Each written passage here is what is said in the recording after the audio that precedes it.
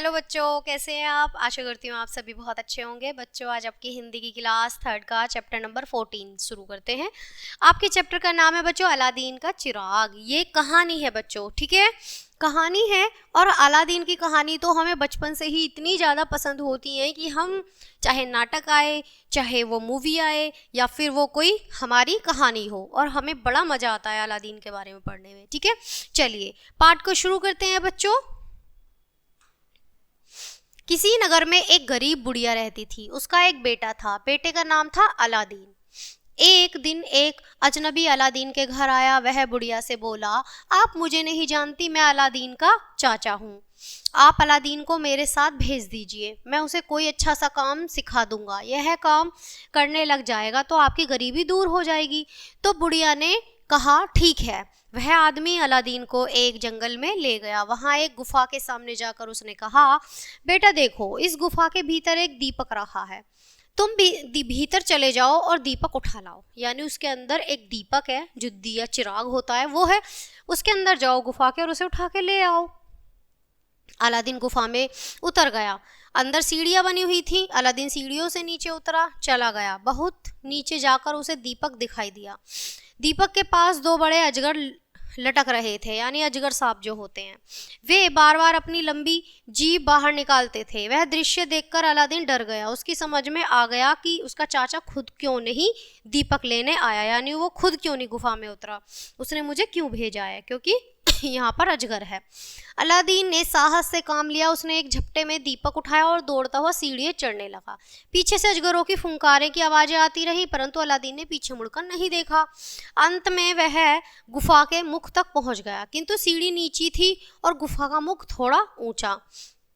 Aladdin आसानी से उस वक्त नहीं पहुंच सकता था। वह जोर से चिल्लाया, चाचा चाचा, मुझे जल्दी बाहर निकालो, वरना मुझे अजगर पकड़ लेगा।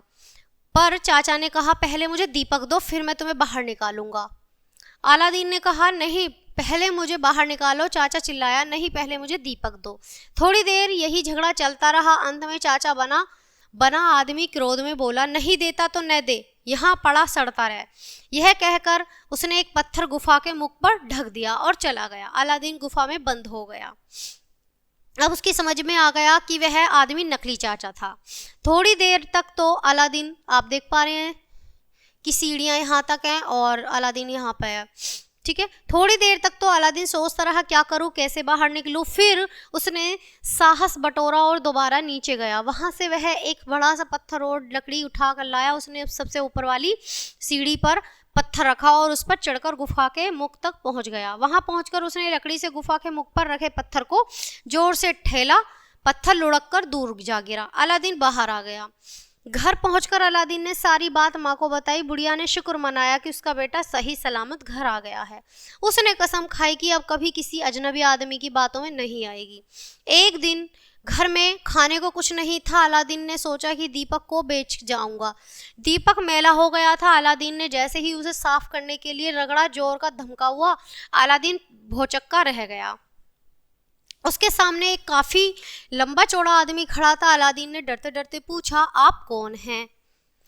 अब उसने जवाब दिया कि मैं जिन हूँ, मैं इस दीपक में रहता हूँ, दीपक का स्वामी हूँ, यानी इस चिराग का मैं स्वामी हूँ। मेरा नाम जिन है, ठीक है। जब उसे रगड़ता है तो मैं फौरन प्रकट होकर पूछता हूँ, स्वामी क्या काम है? अलादीन को ये बातें सुनकर बड़ा आश्चर्य हुआ। वह बोला, काम? तुम क्या काम कर सकते हो? मैं दुनिया का हर काम कर सकता हूँ, ऐसा अलादीन ने जवाब दिया।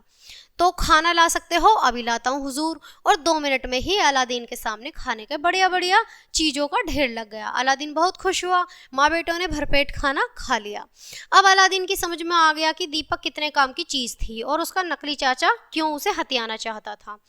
अलादीन ने जिन द्वारा अच्छे अच्छे कपड़े मंगवाए, एक बढ़िया सा महल बनवाया, उसे अच्छी तरह सजाया और ठाठ से रहने लगा। उसने जिन की सहायता से बहुत सा धन भी प्राप्त कर लिया।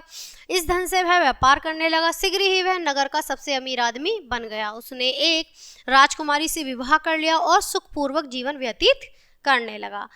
तो बच्चों, ये थी हमारी अलादीन और जिन की कहानी, जो बहुत ही अच्छी है और बहुत ही मज़ा आया मुझे तो पढ़ के। मैं आशा करती हूँ आपको भी बहुत मज़ा आया होगा। तो बच्चों, ये पार्ट यहीं ख़त्म होता है। मिलते हैं आपसे अगले पार्ट में। तब तक के लिए बाय। Thanks for watching.